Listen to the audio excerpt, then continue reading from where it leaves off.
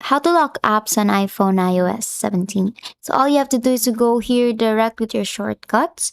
Then what you want to do next, and here it will lead you to your shortcuts. Now shortcuts is actually a free from iPhone, so it's really an iPhone application. So what you want to do is actually automatically in your phone, but if you don't have that, then you can just search your app store and search for your shortcuts. And after that, all you have to do is on the bottom part you'll see three different options there, right? Tap on the automations and tap on new automation. Now the next thing that you want to do is scroll down up until you see the app here. It's actually above the airplane mode, so tap on app.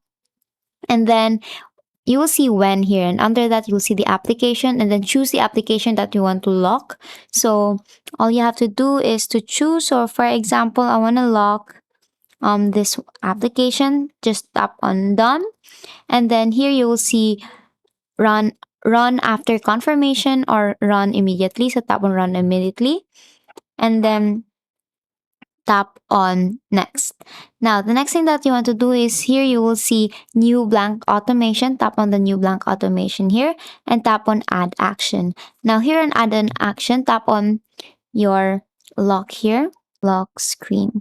Tap on the lock screen here and then tap on done. Now, if anyone tries to tap on the application, it will automatically go to lock mode where you have to tap on your password and then of course your face recognition. And basically that is how you lock apps on iPhone iOS 17. And that is all for today. If this video helped you, please don't forget to like, share, and subscribe to our YouTube channel to show your support. Thank you for watching.